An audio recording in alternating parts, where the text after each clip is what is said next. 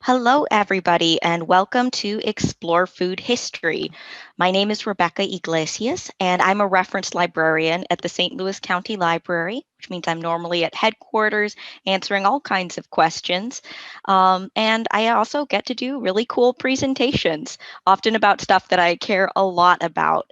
And I certainly care about today's topic, food history. One of my hobbies is being an amateur food historian and historical cook. So, historical cooking being actually going into the kitchen and recreating old recipes. So, I have a lot of personal experience in this topic. It is honestly one of my favorite things ever. So, I'm so excited to share this information with you today. Before we get into the topic, though, I really want to just take a moment here to mention a few things. First of all, this presentation is being recorded and it should go up on the library YouTube site. I'm not sure when, it probably be early next week. The other thing is that I will be sending a PDF of the slides to everyone who has attended the program. So you can feel free to take notes or however you prefer, but just know you will actually be getting a copy of the exact slides you're seeing on your screen right now, which will also include links to all of the resources that I'm discussing. So that'll be a really handy tool if you want to get into this anymore. And finally, right now, I have you all on mute. I do ask that you keep yourself on mute. If you have a question, you can go on ahead and put that in the chat. I will periodically take a look at the chat and see what's there. I won't be answering them the second they come in, but I will take little pauses to look and see if anything's in the chat.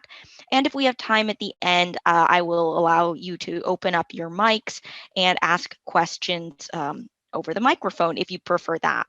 So, all that being said, we're going to go on ahead and jump right in with kind of a very important question. Why historical cooking? Why explore food history? Well, there are so many answers to this question. First of all, there's the very perhaps cliche reconnecting with the past or making history come alive. But I also can't emphasize enough how much it actually does make history come alive. Like it's one thing to read textbooks or watch documentaries or what have you. It's another thing to actually eat something that someone in the past ate. Maybe, you have a favorite historical figure. You really like the musical Hamilton. I don't know. And to eat something that person could have potentially eaten or that was eaten in a time that you find very intriguing, it's going to bring it to life in a way that just nothing else can. You can find some really cool recipes. So I have found my favorite dessert. It's called a white pot, and it is a 18th century bread pudding, and it's incredible. And it's not something that you'd find in a cookbook today. Like there are so many thousands of delicious recipes that we just don't know about anymore, or that aren't commonly used. So that's a possibility. Cook like your ancestors.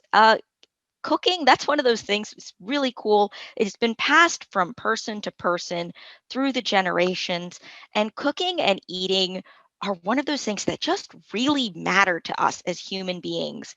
And it kind of, same kind of ideas connecting with the past. You can connect with your past personally by eating things that your ancestors may have eaten. Maybe you actually have old recipes lying around or old cookbooks that have been passed down to you.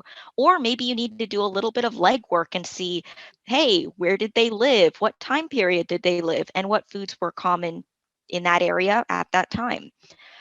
Intellectual curiosity. Some people just really like history, and food history happens to be really fascinating. So, yeah, that's always an option. Morbid curiosity. So, this is one that I kind of have fun with. While I am a huge advocate for the fact that historical cooking, sometimes people think, oh, it's going to be super gross and just things we would never eat today. Well, no, I mean, yes, and no. Most of the things are fine and are something that we would be totally comfortable eating today. And then there are the things like, taking a cantaloupe and putting lime jello in the middle and then frosting the whole thing in cream cheese. The mid-century is just a huge era of like kind of odd food combinations that are honestly very funny. So if you kind of like maybe being a little, oh, what they ate that, that's kind of a fun thing to explore food history for. But yeah, finally, like it's fun. It's so much fun. I cannot emphasize enough how much fun this is. And I really hope that you explore it a little bit more after this because, yeah, it is fun. Okay, so first things first, where do you find cookbooks and recipe cards? So we're going to be talking a lot about how to use the library's digital resources as well as digital resources you can just access for free on the internet. However, it is really nice to actually find physical cookbooks, to actually get old vintage recipe cards, and there are a lot of options for this. There are antique shops, book fairs. I will be going to the St. Louis Book Fair this coming week and rating their cooking pamphlets. It's one of my favorite things to do, and I dearly missed doing it last year. Garage and estate sales, especially for recipe cards. I have not done it personally, but I have heard that is like a gold mine if you're particularly interested in handwritten recipe cards. You can find them online, eBay, Etsy, all that kind of stuff, and used bookstores. A word of caution, once you start collecting vintage cookbooks, it is a very hard habit to stop. They are often very cheap, so it is always easy to say, oh, just one more. Okay, so we are going to now get more into the resources, online resources. And to do this, we're actually going to look at a bunch of different food history eras. Now, this is a very broad overview. In general, when I'm talking about food history and in this class, I'm mostly going to be referring to the food history of England and the United States, just because that is something that is very accessible to us. The materials are all in English, which we're very comfortable with and everything.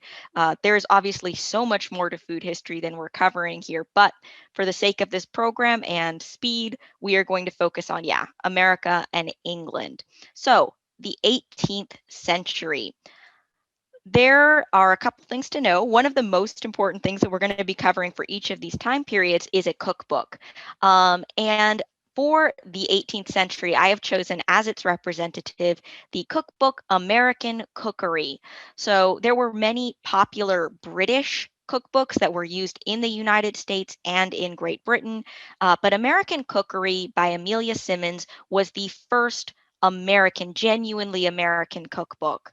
And it's a very small pamphlet. It is not long at all.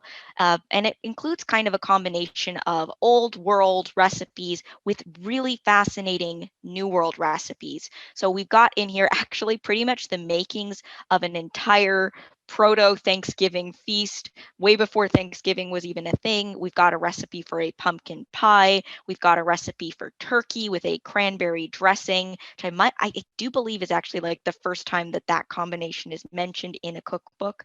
So it's really, really fascinating. And again, like I said, I'll be sending out a PDF. I actually have the entire book linked here, and you can just kind of go through it if you're interested. It's a very quick read. All right, so here's the thing. You've got a cookbook for, let's say, you're looking through American Cookery. Well, how are you actually going to translate that into making something in the kitchen? How are you going to recreate the recipe, especially such an old recipe in a modern kitchen? Well, excuse me, one of the things is with older recipes, it's a lot harder. You're going to have to do a lot more guesswork. First of all, a lot of the ingredients are very different from what we use today. There are going to be vegetables they mentioned that we don't use, cuts of meat that butchers don't cut the meat that way anymore, or it's just a type of meat we don't have access to, like mutton. You're going to run into a lot more of that. You're also going to have to do a lot more guesswork on the measurements because at this time, measurements weren't standardized. And we are going to get to when cooking measurements were standardized later on, but that's not for a while off. So you're going to get a lot of things. They do use weights, like you can see here on this for making gingerbread. Take half a pound of brown sugar. So the weights are pretty easy to understand. They are going to then throw in weird ones like butter the size of an egg, which, okay, great.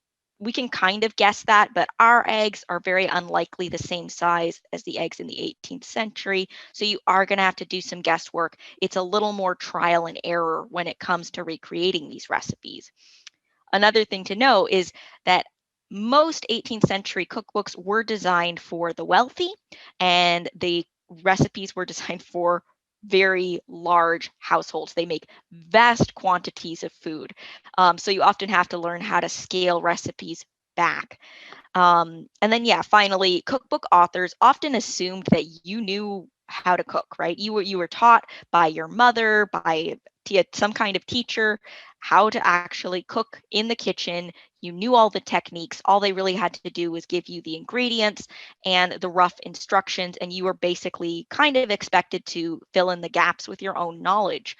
So you will often find in these recipes that technique is often left entirely out, or vague, allusions to it are mentioned, and you're kind of left, I'm not exactly sure what they meant, although you can often guess, usually by looking at modern recipes for similar things, and then you can kind of piece those two together to get the technique.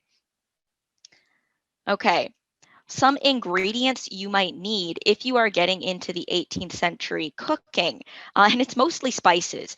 They really, really liked using spices in the 18th century, and often they mashed like sweet spices, or what we would consider sweet spices, like nutmeg or cinnamon. You'll find those in a lot more savory dishes than you would today, for example. But nutmeg, cinnamon, rose, and orange flower water were very, very common flavorings. Vanilla was not used at this time. That wasn't really a thing until later in the 1800s. So if they made a cake or cookies, they didn't use vanilla. They used rose water usually to flavor it. Pepper, ginger, cayenne, these are just, if you read through 18th century cookbooks, you're going to see a lot of them.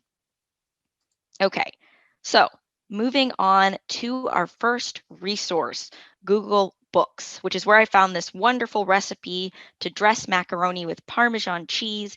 Yep, they ate mac and cheese in the 18th century. It's a little different from ours today. It's not a cheese sauce. It's basically just it's noodles in cream, and then you melt cheese on top of it. And it is so good. It is so amazingly good. So yes, definitely. But let's take a look at Google Books. And there we go. Google Books is completely free. This is not something through the library. It is basically Google has scanned just thousands and thousands of books. Most of those books are copyrighted, and you cannot access the full thing. So for example, if I look up cookbook, here we go. So like the cookbook book, which is just a big book of cookbooks and pretty pictures from cookbooks. You can't actually read it. You can't even see a sample in this case. You can buy the book. They give you some nice links for that. So yeah, there are a lot of copyrighted books in here that you cannot fully access, no preview or a short preview. But they also have a lot of books that are in the public domain, meaning these books are completely freely accessible. You can do whatever you want with them, and it's pretty awesome. So to get to those books, you would just select any view, and you would select full view, which means you can read the full book. And then here we go. We can see we can read any of these ones that come up. We've got the date that they came up. It's pretty nice. If we come over, here we go, to any time, we can actually throw in our century that we prefer, or we can do a custom range. So since we're talking about the 18th century, we're going to do 1700 to 1800. And here we go. We have scans of all of the different cookbooks. And I'm showing this for the 18th century. Obviously, you can do this for any century. So books in the public domain pretty much go up until the 1800s, the early 1900s. You can get some as well. And then after that, you're kind of out of luck and you have to buy them. But that gives you quite a few decades / centuries to work with. So there's a lot in here. Okay. And yeah, at the end of each of these time periods, we're just going to look at a few more resources. Again, Google Books, which, yeah, you can actually download the entire PDF of any of these books. So if you even wanted to get it like sent to a print on demand service, if you want a print copy, yeah, that's absolutely fine. Hoopla, we're going to talk about Hoopla on the next time period, but it's something that I will bring up pretty much every single time period because it's got a lot of resources. And then finally, YouTube. So YouTube is the historical cook's friend. Like I hope I've probably given the impression, and very true impression, cooking 18th century recipes is very hard if you don't know what you're doing, and even if you do. So it's really helpful to find people who have already done the hard work for you of figuring out the recipes and how to interpret them. And they've got a great recipe that you can just follow. You don't have to worry that it's going to make enough for, a household of 30. So Townsend's, this is actually was my introduction to historical cooking. Townsend is a very large collection of 18th century and sometimes early 19th century recipes. It's fantastic. This is where I found that recipe for white pot. And again, it is what got me into food history in the first place. And he's just got thousands, or not thousands, hundreds, lots of recipes. Let's go with lots of recipes that have all been tested. He's very honest. Sometimes he tests recipes and is like, this is disgusting. Don't make this, which is really nice because that does definitely happen. But yeah, Townsend. So I'm going to be mentioning some YouTube channels as we go along, because if you just want an easy introduction to food history, those YouTube channels are a really great place to go. Okay, moving on to the 19th century. So the 19th century, just to kind of give you a little bit of a historical context, the 18th century, that would be Hamilton and the Revolutionary War. The 19th century, think more Victorian if you're in England. The Victorian period ran from 1830 all the way up until the end of that century. So it was a very, very long time period. And that's kind of what we're talking about here. So for the cookbook for this century or this time period, I've actually chosen a British cookbook, Mrs. Beeton's Book of Household Management, which was written by a woman named Isabella Beeton. And it is a comprehensive guide to running a house in Victorian Britain. So yep, there are recipes in there. There are also instructions for how to deal with your servants or how to clean the furniture. It is very, very broad in what it covers. And yeah, like you can see here, many of the recipes were copied from other cookbooks. You will find this a lot in old cookbooks. People very freely borrowed from each other, and often just you'll see the same recipes over and over again. And it's really interesting because sometimes you can trace them and see how they've changed over time, which can be kind of fun. But yeah, they had a very different approach to cookbooks than we do today. Like if you made a cookbook just made up of everybody else's ideas, you would get in trouble if you didn't say where you got the ideas from. They didn't have that problem. All right, recreating recipes from the 19th century. Not as hard as the 18th century, still a little difficult, primarily because the measurements were not standardized quite yet. You are still going to get those weights, like ounces of tapioca, quart of milk, all of that. So it's not impossible to follow. You find a lot less of kind of like the slightly odder phrases like, butter the size of an egg. Yeah, so it's not as hard. You can see like from these recipes on your screen though, it still doesn't look like a modern recipe, right? Like it's just the instructions and the ingredients and the technique and everything all just kind of put into one thing. So it's not yet a modern recipe format. It's going to be a little bit before we see that, just I think one more time period. But yeah, the other thing to know about this time is that, let's see, what are we moving on to? Yeah, the ingredients that you're going to need. So kind of same idea. You're going to be using a lot of spices. Curry was very popular during this time. The British Empire was colonizing the world, including India, and they were bringing back a lot of the flavors from other countries, including curry, which really took a hold in England, and also then in the Americas. Now, it wasn't just during this century that curry was introduced. There are older recipes for curry, but this is when it became really popular. Cayenne. A lot of people tend to think that, like, oh, people were kind of scared of strong flavor in historical times, and it's only recently that we've really got, we've been exposed to different cultures, foods, and we've got a taste for spicy food. Not necessarily. They actually were very fond of cayenne pepper in the 18th and 19th centuries, and it's in quite a few recipes. It is hilarious. Some of the recipes do say a few grains of cayenne, so it's like very, very mild. But other ones, it's like you do it to your taste, which can get very spicy. And then finally, gelatin. Gelatin is one of those historic foods that you are going to see over and over again in food history. It has been incredibly popular for centuries. People love gelatins. People like meat gelatins. People like gelatin salads and very elaborate gelatin dishes. It's very common. If you do historical cooking at all, at some point you are going to be playing around with gelatin. I will say it's something that's not quite as popular anymore. I mean, we do have Jello, but that's kind of almost more of a kid food. Um, so it's fallen a lot more out of favor, but it was very much a staple of previous centuries' diets. Okay, so library resource, History Vault. Now, I'm going to start this one with just like the little caveat that this is probably more for like intellectual curiosity. You're probably not going to be going to History Vault to recreate too many recipes. First of all, there aren't a lot in there.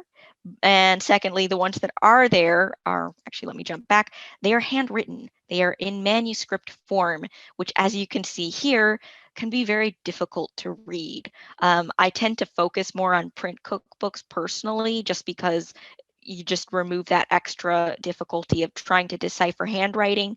So if you're into that, hey, this is a really cool place to go. And History Vault is our first library resource. Actually, I'm going to show you how to get to it on our library website instead of using the link. So, library website, slcl.org.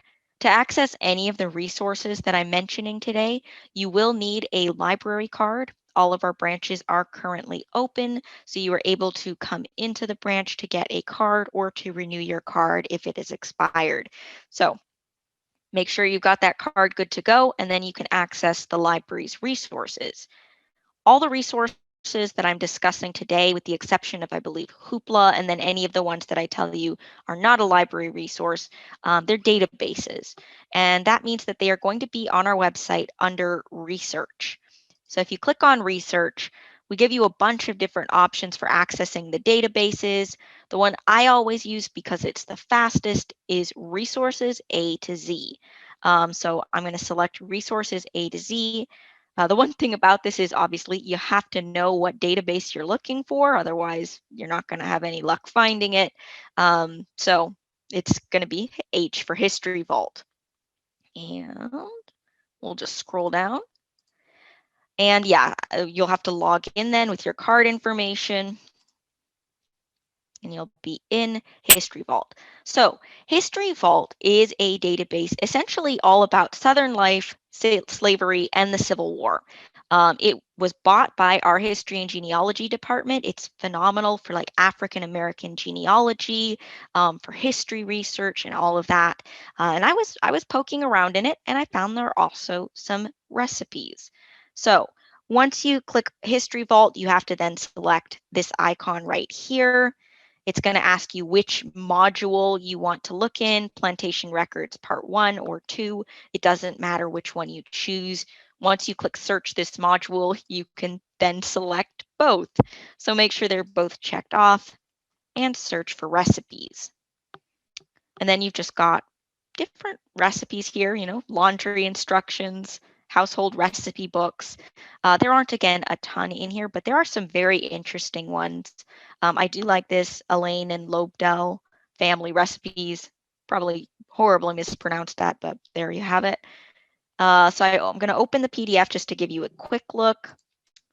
like I said, it is script, and it's also not the best scans, I will say, but some of them are really fun. Like I actually do kind of want to try this. Mrs. Raynaud's recipe for tomato ketchup.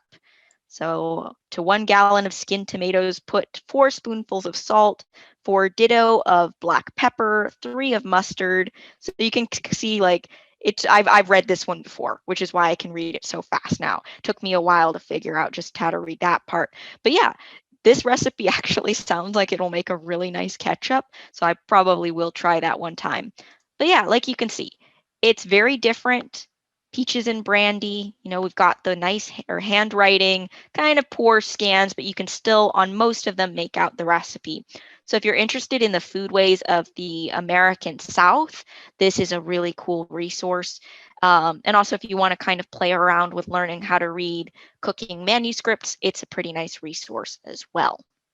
Okay, I'm going to close out of that and we'll jump back here with the resources. Again, Google Books, going to have tons of cookbooks for this time period, History Vault, and then Hoopla. We are going to take a look at Hoopla now. And I keep clicking on the link when I keep meaning to show you on the website. So Hoopla is not a database. It is an e-media resource. So logically, we'll go to books, e-media, and more, and then we'll select e-media. Now, one thing about Hoopla, do notice this little star next to it, and the same star is next to Canopy. And that star is also up here.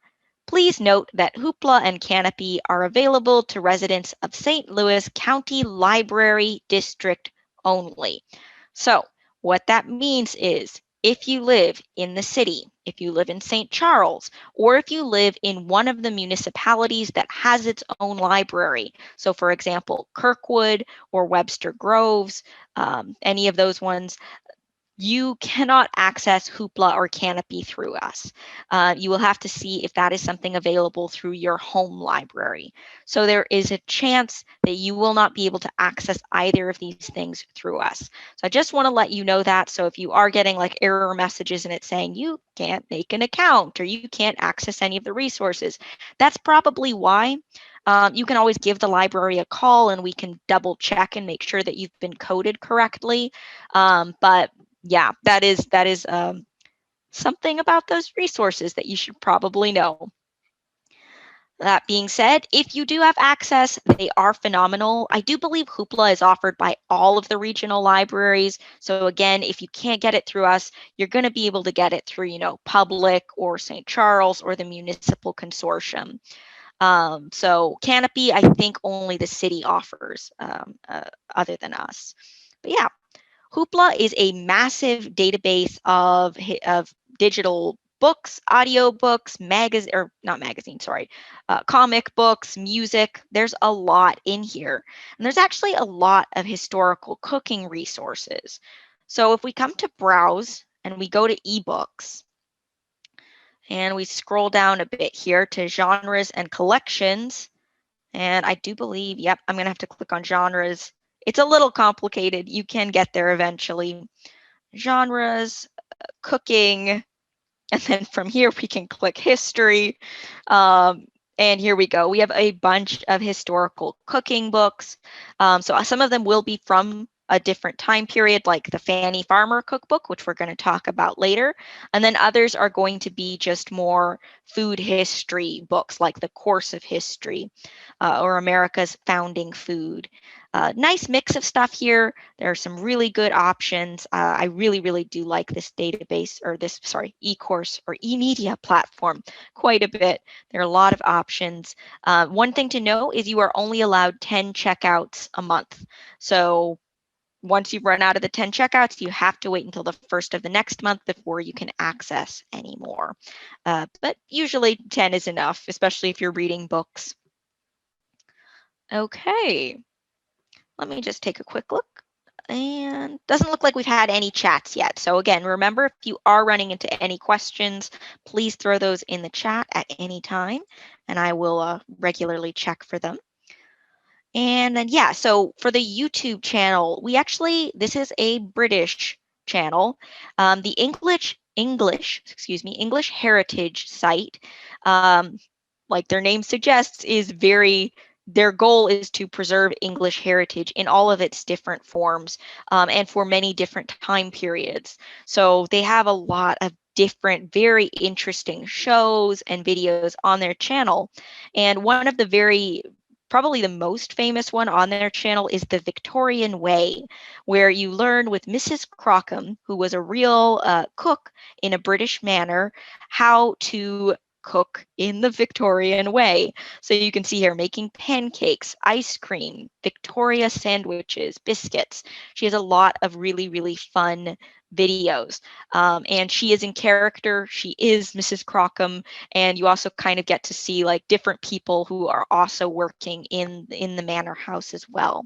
If you like Downton Abbey, this is from a little bit before Downton Abbey, but it's also kind of got the same vibe of being in the downstairs kitchen. So yeah, if you like Downton Abbey, definitely check this one out. And really quickly, while we're here, I will say making pancakes is a really, really fun, easy historical recipe to make. There are pancake recipes for most countries in most time periods, and it's usually only a handful of ingredients that most of us have on hand anyway. You'll get very different pancakes from the kind we eat today, but I've made 18th century pancakes multiple times, and they're always really good and very easy to make. Okay. Moving on to the early 20th century, and we're actually dividing the century up. We're going to talk about early 20th and then later the mid-century. So the early 20th century, think the 1920s and flappers and all of that Great Gatsby kind of thing.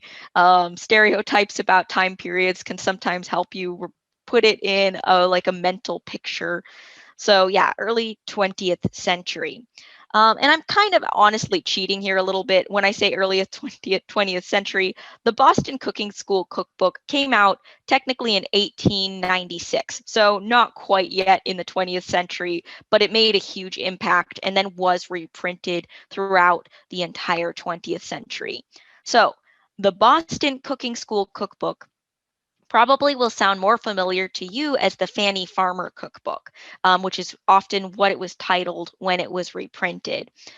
Fanny Farmer was the head of the Boston Cooking School, not surprisingly, and she is widely credited with popularizing standardized measurements. Now, by this point, people were using types of teaspoons, types of cups, and everything like that. But it was really around the time that Fanny Farmer was writing that became more of a thing. You're also going to start seeing the recipes list the ingredients and measurements first before giving you instructions. And you're also going to see a lot more of an interest in nutrition and science. If you read the original Boston Cooking School cookbook, you will find that she talks a lot about the science of how food works, and not only in like how it works in your body and in nutrition, but how it works, like the cooking process actually works. It's kind of funny, like if you've ever watched Alton Brown's Good Eats and how he explains the science of food, she's kind of doing that, over 100 years ago. It's been a thing for that long. And it was really around the turn of the century that started being a thing in cookbooks. So the Boston Cooking School cookbook is actually probably one of my favorite cookbooks to cook from. The recipes are very straightforward. They're very easy to follow. There's an orange cake in here that is phenomenal. And last year's Thanksgiving meal I made entirely from this cookbook, which was really, really fun. We had roast goose. Um, and yeah, recreating the recipes. Like I said, it's the introduction of standardized recipes. And so you are going to get those lists of ingredients followed by the instruction and the technique. And I'm just going to jump ahead really quickly. Yeah, okay. I think I have on the next slide, I have an example of what that recipe actually looks like. And yeah, the emphasis is going to be on teaching. Well, okay, so backtrack just a little bit. during the early 20th century, so late 19th, early 20th century, we were seeing pretty big waves of immigrants coming into the United States from all around the world.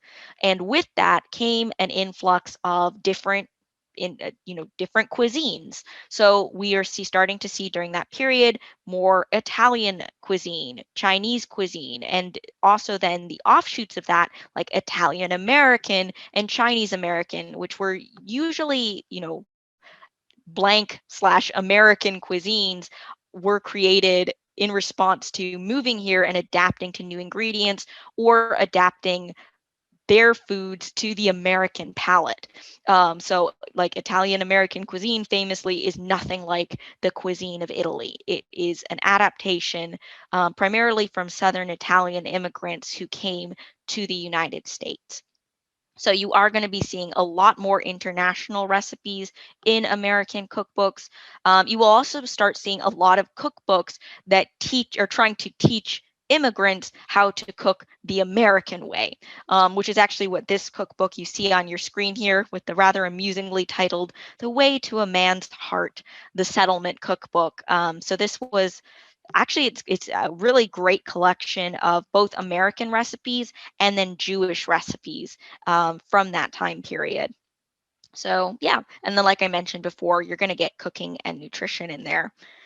So like it's really tiny, but you can see here the recipes have changed. We've got the list of ingredients and then we've got the instructions down here. All right, some ingredients you might need. I don't have anything super specific here. Just know that many of the products or brands that we still use today were used, either created or already in common use during this time. So Crisco, Jello, Royal Baking Powder, Baker's Chocolate, those particular ingredients and more have been around that long. They've been around. Like it's really fun because you can actually make a historical recipe from this time using pretty much the exact same ingredients that they would have had access to, which is really, really fun. Um, yeah, so this one, you honestly, like, there's not too much different. You're going to mostly be operating with the same type of pantry as we have today. They did use a lot more gelatin, though. They really did. Okay, so our resource. Our resource for this time period is actually a library resource. It is called newspapers.com. And I probably shouldn't have favorites as a reference librarian, but newspapers.com is my favorite. So if we go to research and we go to resources A to Z and we go to N, we're going to get to newspapers.com. And I've spent more time in this resource than any of the other resources, and I genuinely do love it. It is a product of, it's like an Ancestry resource. So if you're familiar with Ancestry, we are going to be talking about that one in a bit. It's just a massive collection of newspapers. It's pretty self-explanatory. Like you can see here along the side, it actually covers a pretty wide date range. We do have papers in here going all the way back to 1690. We don't have a lot for 1690, but we do have some. The bulk of the newspapers we have are going to be after the 1860s, and quite a few, I'm not exactly sure where it cuts off, but the more modern recipes, this is not the best database for those. We have other newspaper databases where you can access those, which we're not really going to talk about today because that is not food history. But yeah, newspapers.com. So you can come here and search a keyword. Obviously, it's very much well, it's not only a genealogy database, but that's what most people use it for. So you can definitely use it for that reason. I mostly use it to look up cake recipes because I have a project where I am baking a vintage/historical cake for every letter of the alphabet. It has been on hiatus for a while, but it's really, really fun. So usually I'll just come in here and throw in, blank type of cake that I'm interested in, and then I just click the search button. You can look though, like if you want a chicken a la king recipe, or your grandma used to have a really famous, I don't know, Waldorf salad recipe, you can throw that in here. I cannot promise that you're going to be able to find your relatives' recipes in here. However, let's look at the lemon cake, and I'll show you what you can do. Okay, so let's throw in lemon cake, and we've got here. Oh, that's right. I forget. So one thing I do like about newspapers.com is you do get a little snippet, and I forgot lemon cake is actually really comes up a lot because it's in an Uncle Wiggily story. So like all of these are not recipes. Uncle Wiggily and the lemon cake. If we scroll down enough, we may be able, haha, here we go. Lemon cakes. This is going to be a recipe, and I know because this cupboard was a series that ran. So we'll just select this one. It was from Altoona, Pennsylvania. And really quickly, I'll show you what you do if you are looking for a relative's recipe. You figure out where they lived and when they lived there. So for example, if your relative lived in Missouri and they lived within a certain date range, you can throw those two things in here, as well as, you know, if you are looking for a particular recipe, you can throw that in there in the keyword search as well. And you can possibly, again, find things that they may have eaten, or that, like, if they did have a very popular, like a recipe they really loved making, and everybody is like, oh, so and so's salad, Waldorf salad, was the best thing ever. They may have gotten a recipe from a newspaper, right? So you can kind of do a little bit of detective work and find recipes similar to what your ancestors may have eaten. Sometimes, if you're super lucky, you may actually find like contest entries that may even have their name. I made a pineapple cake from this database that was phenomenal, and was like the third prize winner in a pineapple foods contest. So it had the lady's name on it. Maybe you can find some recipes connected with your relatives that way. Okay, I'm going to just jump down to the recipe, and we will look at the lemon cakes here.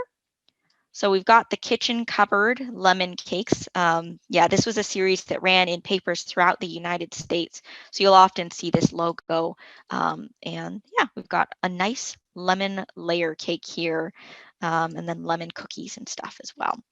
So these blue lines that are around it, these are basically telling me that somebody has already found this recipe and they have made a clipping.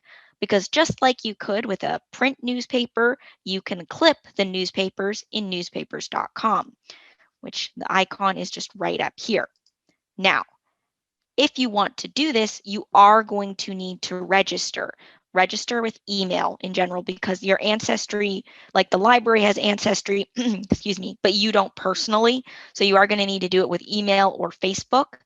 In my case, I already have an account, so I can just sign in. And then the reason you have to sign in is because you are saving this clipping, right?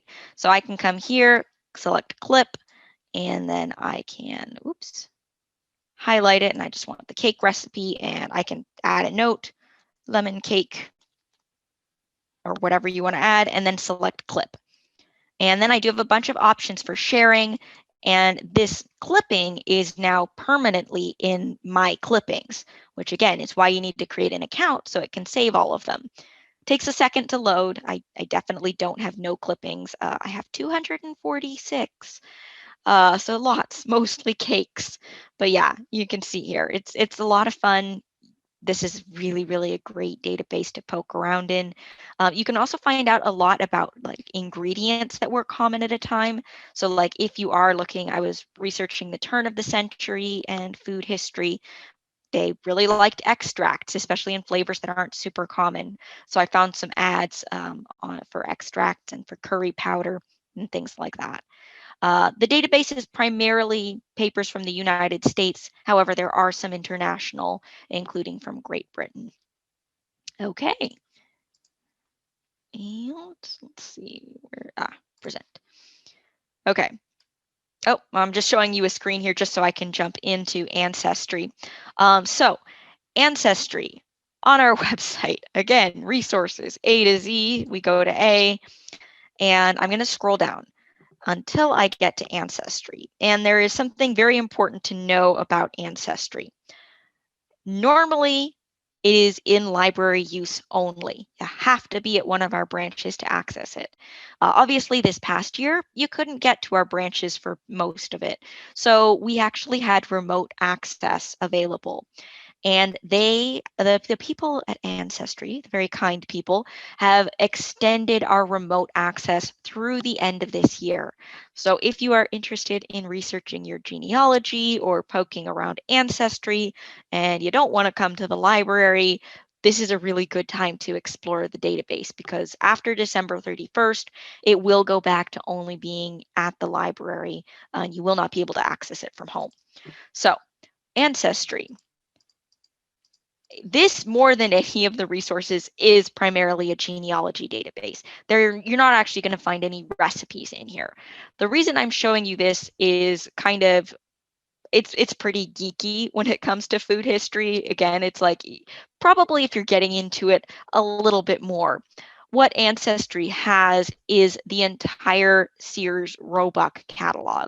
And if you're not familiar with that, the Sears Roebuck catalog was put out by Sears Roebuck, like the department store, and they had oops, there we go. They had print magazines that pretty much had everything they had to offer for mail order. So clothing, farm equipment, houses, and for a lot of the time, household kitchen objects, so cooking implements. I will say, like, the grocery supplies pretty much ended early 1900s, because they printed them in a separate catalog, which they don't have in this database, and is really hard. It's really hard to find copies of. But for early time periods, and I am actually going to jump into, let's do 1898, you can actually go through and see pictures of the foods that were on sale at that time. And again, like, you can, there's a lot more in here. That's just one thing you can look at. It's usually at the beginning. Yeah, here we go. So table sauces, you can actually see what they could order, what they were eating.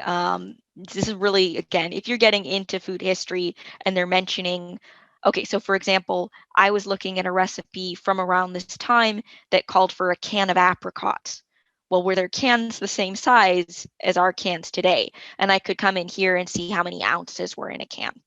Okay, like, again, like I said, kind of geeky, super technical, but these catalogs are so much fun. Like, even if you're not into food history, just to see what people were wearing, what people were buying at different times, is really, really fun. Okay, moving on to the resources. Like I said, Ancestry, Google Books, Hoopla. There's actually a whole series in Hoopla called The Farmer's Wife, which are collections of recipes from the 20s and 30s in the United States from farmers. And that's really fun. So, like, if you do want to see what people were eating on farms at those times, that's the Farmer's Wife cookbook series is really great. And most of the recipes, they are not health conscious, but they are good. Like, they're those kind of, it's home cooking, right? So that's a really fun resource. And then, like, we looked at newspapers.com. All right, on to the mid-century. So this is kind of getting out of, like, the history territory, right? It's getting more into just, like, I guess what people would call vintage. I don't know. I include it here because this century, the mid-century, is so much fun when it comes to cookbooks and when it comes to recipes. There's some really good ones and there are some really weird ones. So for this time period, I would highly recommend looking at Betty Crocker's Picture Cookbook. It's a beautiful cookbook. I really love it. They do sell replicas of this original cookbook, so it's not too hard to find them. I got mine at Half Price Books for not that much, and it's not, again, it's not from the mid-century. It's a reprint, but it is an exact copy, so that's pretty nice. And yeah, Betty Crocker was a fictional character created to represent the company. She was kind of like the ideal American housewife that didn't exist, but people would like to think that she did. And it was actually written by a nutritionist, Agnes White Tizard. Now, that's this particular Betty Crocker's picture book. Obviously, over the course of the Betty Crocker brand, she has been, represented by, or her recipes written by, many, many women. So yeah, I believe, actually, I know for sure, I don't remember the title. We actually have a book in the library all about like how they created Betty Crocker and who they've chosen to kind of be her image over time, which is really fascinating. Okay, recreating mid-century recipes. This is so easy. It's not really recreating anything. Like, these are recipes that many of us even have grown up with, that our parents or our grandparents make for us. So yeah, like, I still consider it, still dipping your toes into food history, but it is not difficult at all, which is actually a big plus. Ingredients absolutely have standardized measurements. You are using cups and teaspoons and tablespoons, exactly what you have in your kitchen now. So the one thing that sometimes can be kind of difficult is some convenience products are no longer available. So you can sometimes have a hard time recreating recipes because a lot of recipes during the mid-century were published in promotional pamphlets. They were to promote a product. And if that product doesn't exist, it can be very difficult to make that recipe again. So there's a kind of famous example of this, which is called the tunnel. Oops, helped if you spell it right. Tunnel of fudge cake. And so this cake was very popular during the mid-century. Basically, it's a chocolate bundt cake with an almost, it should be pretty much liquid center. And this was created by using, a double Dutch fudge buttercream frosting mix, which nobody sells anymore. So it's very hard to recreate this exact cake and exact texture. A lot of people have tried. Often their fillings are pretty chunky. It's not quite as liquid as it appears to have been in the original cookbooks, but you can absolutely give it a shot. So that, and then the other thing I mentioned is the savory Jello line. Like I said, Jello or gelatin. It's a thing for most of food history, and it was a huge thing during the mid-century, especially for savory things as well as sweet. And they had a savory Jello line that had like Italian dressing Jello, and I believe like celery and carrot Jello. Just really weird stuff that we do not have today, and there's basically not that much of a way to recreate those. So yeah, you'll run into those things, but other than that, it's not that hard. Some ingredients you might need. Jello. Not They use so much. Again, processed and brand name foods. Like I said, they were promoting products primarily, so that's what a lot of the recipes will call for. Dairy and meat products, they did not have a lot of the health conscious hangups that we do today. That didn't come until later, more around like the 70s and the 80s. That was becoming, people were starting to care a lot more about how food was affecting their physical well-being. I mean, it was always a thing, but people didn't shy away from the very rich foods as much during this period. Like shortening, they cooked a lot with shortening. Most cakes during this time call for shortening. You can always substitute butter, but then you don't get quite the same flavor. Okay, Little Cookbooks. This is my favorite resource that we're talking about today that is not a library resource. Little Cookbooks is, again, not through our library. It is through Michigan State University's library. It's totally free. You don't need a library card to access this. I'm just going to close out of these things really quickly. Little Cookbooks is basically a collection of cooking pamphlets from going all the way back into the 1800s, and then pretty much actually up until the 2000s. So it's a very broad collection. A lot of it is from the mid-century. So you can always search a term in here. You can see some of the ones that I've searched: banana, pineapple, cake, jello, gelatin. But you can also just throw in some years. So I'm gonna do, let's do 1950 to, we'll do 1950 to 1960. Mid-century is kind of hard to define, but we can throw in our time periods here. and not throw in a keyword, and it'll still just pull up everything from those times. Really quickly, you also want to check display full text items. There are things in here that you cannot fully access, and it just basically will give you a description of the resource without letting you look at the resource. So click display only full text items, click search, and then here we go. We've got all the books that we can look at. So you can select any one of them and then just click on the picture. And this is going to give you a PDF of the entire cooking pamphlet. So children's party treats with some rather grotesque looking clowns made of candy. But yeah, it's really, really fun just to explore and like these little windows into people's lives. Like, hey, maybe some kids had a Peter Cottontail cake for Easter and stuff, or circus clown cake that was made from this cookbook. But yeah, lots, just there's so much in here. It's gonna keep going and going and going, and there are some really fun ones. You can see along the side here, like we've got things divided up by the different brands. So yeah, like I said, brands kind of drove a lot of the cooking pamphlets at the time, and a lot of the recipes that were popular are going to specify to use, Knox gelatin or Borden's condensed milk. So this one's really, really fun. Okay, is that it? Okay.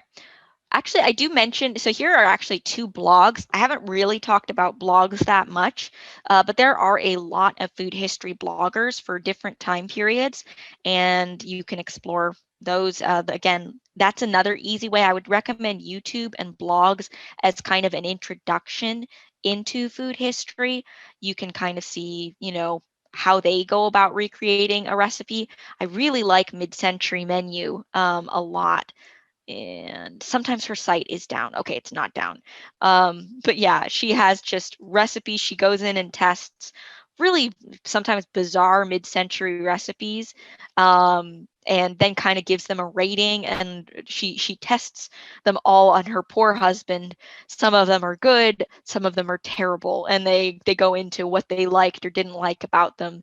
It's just a really, really entertaining read, and you can find there's some ones that she's tried that you would not think would work, and then they're like, it's not actually that bad.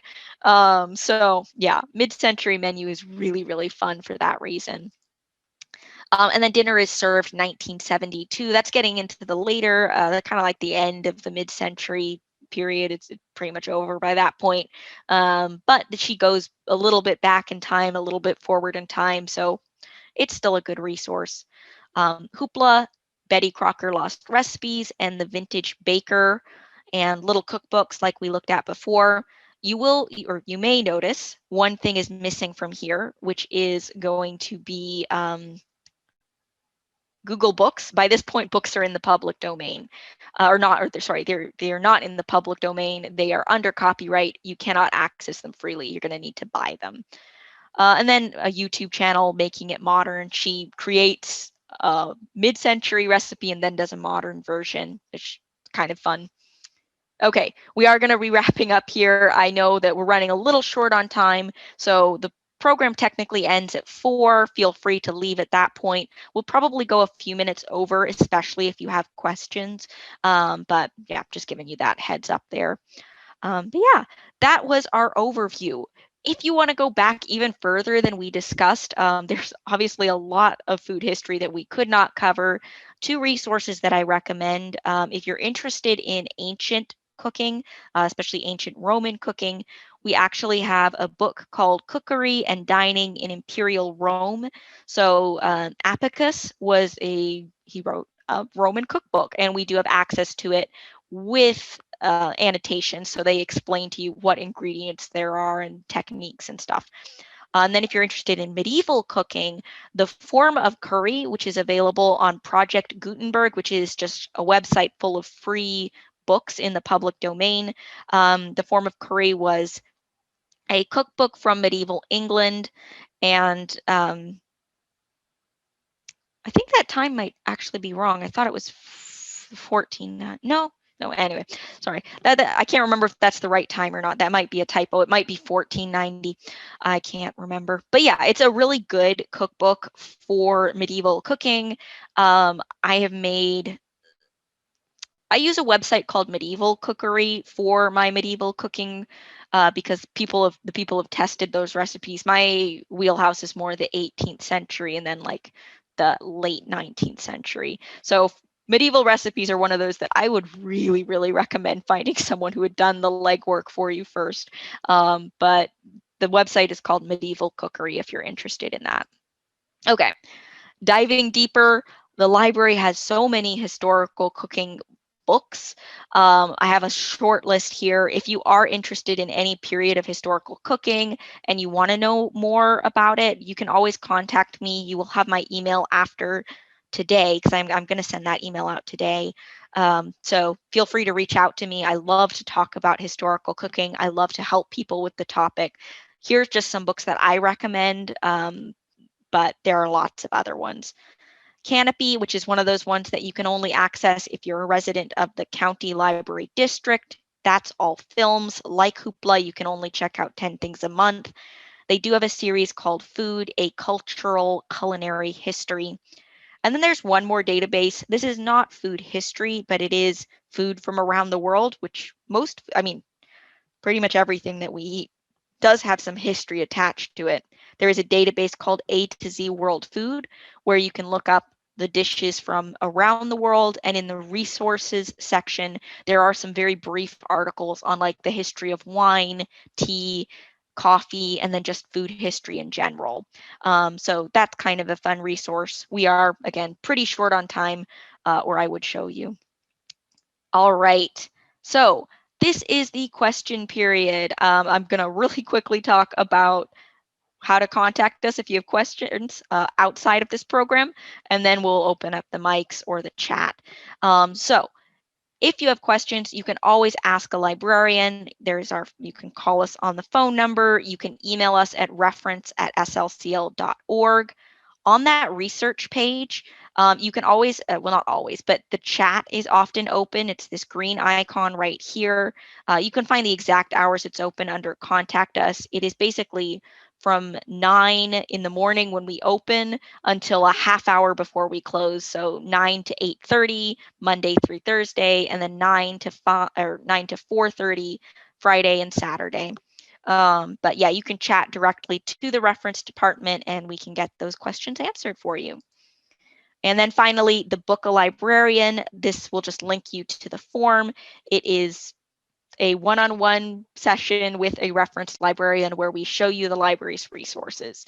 I've never had one for food history, but if you're interested, I would be delighted to do that with you. Because again, this is something I really care very deeply about. So that being said, if you need to go, thank you so much for being here. I really, really appreciate you listening to my program. I hope you learned something new. And if you do have questions, I would be happy to answer those now.